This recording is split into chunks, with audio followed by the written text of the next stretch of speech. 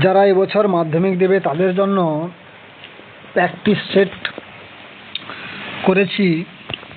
যারা জিওগ্রাফিতে ফুল নাম্বার পেতে চাও তারা অবশ্যই এই কোশ্চেনগুলো দেখো। প্রতি বছর কমন এসেছে এই কোশ্চেনগুলো। প্রথম কোশ্চেন শুরু করছি। যে প্রক্রিয়া দ্বারা ভূমির সুষম ঢাল হয় তাকে কি বলা হয়?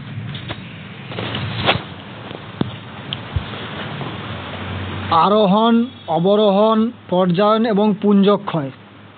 তাহলে এখানে বলেছে সুষম ঢাল। সুষম ঢাল বলতে এখানে মূলত হচ্ছে এখানে অ্যান্সারটা হবে পর্যায়ন। নেক্সট বলেছে বাস্কেট অফ এগ টপোগ্রাফি কোন অঞ্চলে দেখা যায়? বা এই কোশ্চেনটা হতো বাস্কেট অফ এগ টপোগ্রাফি কাকে বলে? কোন ভূমিরূপকে বাস্কেট অফ এগ টপোগ্রাফি বলা হয়? এখানে যে অপশানগুলো আছে তার মধ্যে ড্রামলিন হবে। উল্কাপুড়ে ছাই হয়ে যায় কোন স্তরে? উল্কাপুড়ে ছাই হয়ে যায় কোন স্তরে? উল্কাপুড়ে ছাই হয়ে যায় এখানে মেসোস্ফিয়ারে। কোন স্তরে? মেসোস্ফিয়ারে। নেক্সট কোশ্চেন, বায়ুর চাপ মাপার একক। বায়ুর চাপ কোন এককে পরিমাপ করা হয়? মিলিবার।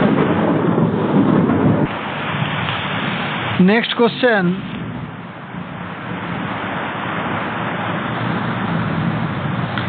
এল নিনোর প্রভাব দেখা যায় কোন মহাসাগরে? এল নিনোর প্রভাব দেখা যায় এখানে প্রশান্ত মহাসাগরে।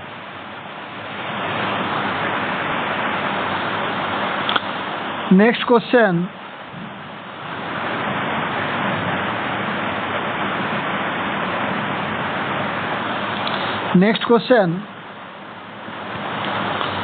প্রতিযোগ অবস্থানে পৃথিবী ও চাঁদ পরস্পর কত ডিগ্রি কোণে অবস্থান করেছে? এখানে বলেছে প্রতিযোগ এবং সংযোগে এখানে 180 ডিগ্রি কোণে অবস্থান করে। নেক্সট কোশ্চেন, পরিবেশ মিত্র বজ্র। এখানে পরিবেশ মিত্র বজ্র হবে চট। ভারতের মোট কতগুলো এখানে রাজ্য রয়েছে? ভারতের বর্তমানে 28টা রাজ্য রয়েছে। মরুভূমির পশ্চিমে বৃক্ষহীন শুষ্ক অঞ্চলকে কি বলা হয়? এখানে বলা হয় রোহি।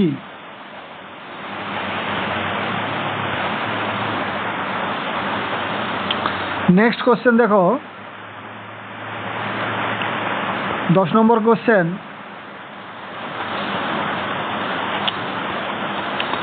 কর্ণাটকে আম্রবৃষ্টি কি নামে পরিচিত? কর্ণাটকে আম্রবৃষ্টি হচ্ছে এখানে চেরি ব্লসম নামে পরিচিত। আর আসামে হচ্ছে বরদই ছিলা। আর পশ্চিমবঙ্গে কালবৈশাখী।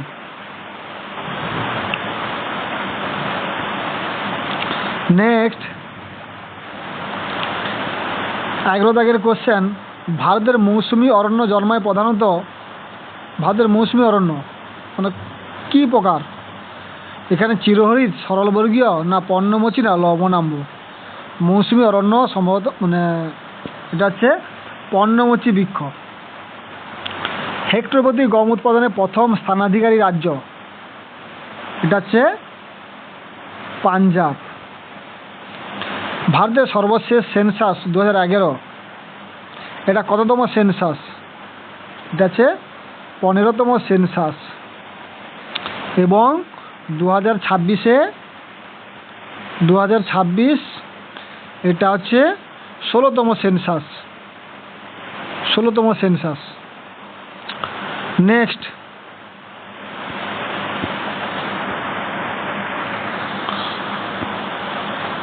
রিমোট সেন্সিং মানচিত্রে গভীর অরণ্যকে কি দেখানো হয়? গভীর অরণ্যকে এখানে লাল রং দ্বারা দেখানো হয়। এবারে শুদ্ধ অশুদ্ধ দেখো, আমি আগে থেকে শুদ্ধ অশুদ্ধ করে দিয়েছি কারণ ভিডিও করতে করতে লেখার সমস্যা হবে তাই। ভারতের কৃষ্ণা নদী বদ্বীপ পাখির পায়ের মতো, এটা হচ্ছে শুদ্ধ। নেক্সট কোশ্চেন, ধুলো কণার উপস্থিতিতে উষা বা গোধূলিতে সূর্যের রঙের বৈচিত্র্য লক্ষ্য করা যায়। এটা ঠিক, উষা গোধূলিতে সূর্যের রঙের বৈচিত্র্য লক্ষ্য করা যায়। নেক্সট কোশ্চেন, উষ্ণতা বাড়লে বায়ুর চাপ বাড়ে। এটা ভুল। উষ্ণতা বাড়লে বায়ুর চাপ কমবে, আর উষ্ণতা কমলে বায়ুর চাপ হচ্ছে বাড়ে, বিপরীত সম্পর্ক এটা।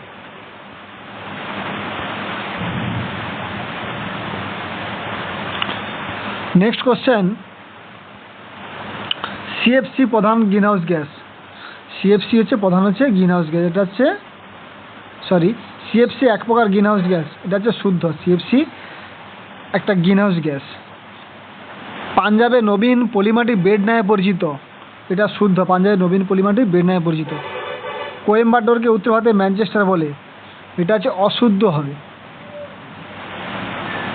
কোয়েম্বাটোরকে দক্ষিণ ভারতের ম্যানচেস্টার বলা হয়। উপগ্রহ চিত্রে ক্ষুদ্রতম একককে পিক্সেল বলে। এটা শুদ্ধ। ক্ষুদ্রতম এককগুলোকে বলা হয় পিক্সেল, মানে ছোট ছোট কোষগুলোকে বলা হয় পিক্সেল। নেক্সট দেখো, শূন্যস্থান পূরণ।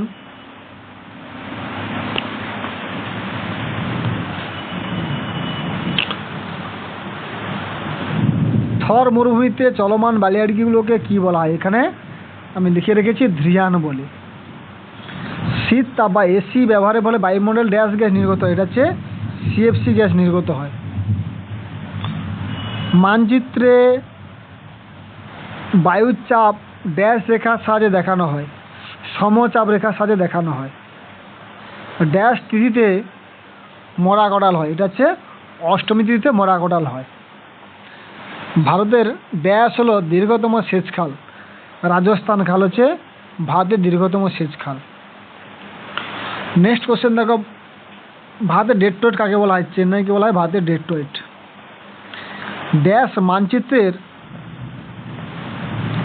মানচিত্র একটি বৃহৎ স্কেলযুক্ত মানচিত্র। মৌজা মানচিত্র হচ্ছে একটি বৃহৎ স্কেলযুক্ত মানচিত্র। নেক্সট দেখো, এখানে দু এক কথায় উত্তর। এখানে বলেছে সকল শক্তির উৎস কি? সকল শক্তির উৎস হচ্ছে সূর্য। সমুদ্র পৃষ্ঠে বায়ুর চাপ কত? এই কোশ্চেনটা পরীক্ষায় আসে প্রায় 1013.25 মিলিবার বা এমবি। মিলিবার লেখাটা ভালো। দিনের কোন সময় আপেক্ষিক আর্দ্রতা বেশি থাকে? গুরুত্বপূর্ণ কোশ্চেন। সকালবেলা আপেক্ষিক আর্দ্রতা সব থেকে বেশি থাকে।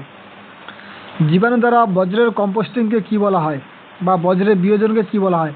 তাকে কম্পোস্টিং বলে। ভারতের হিমালয়ের সর্বোচ্চ শৃঙ্গের নাম কি? এটা হচ্ছে কাঞ্চনজঙ্ঘা। ভারতের কোন মৃত্তিকা কার্পা চাষের পক্ষে আদর্শ? কৃষ্ণমাটি কার্পা চাষের পক্ষে আদর্শ। কৃষ্ণমাটি কার্পা চাষের পক্ষে আদর্শ।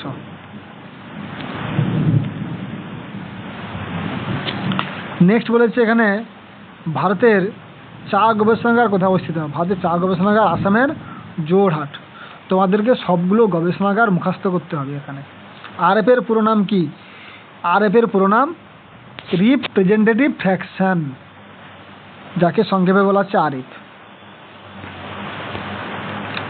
এবারে ডান দিক বাম দিক দেখো। সার্ক হচ্ছে এখানে কাঠমান্ডু হবে। রত্না একটা উচ্চ ফলনশীল ধান বীজ। মগ্নচড়া এক প্রকার হচ্ছে মৎস্য ক্ষেত্র। তাল হচ্ছে এখানে পশ্চিম হিমালয়ের হ্রদগুলোকে বলা হয় স্থানীয় ভাষায় তাল। এই হচ্ছে 35টা হচ্ছে গুরুত্বপূর্ণ শর্ট কোশ্চেন। ভালো লাগলে অবশ্যই লাইক এবং শেয়ার করো, ঠিক আছে, এবং কমেন্ট করো। ধন্যবাদ।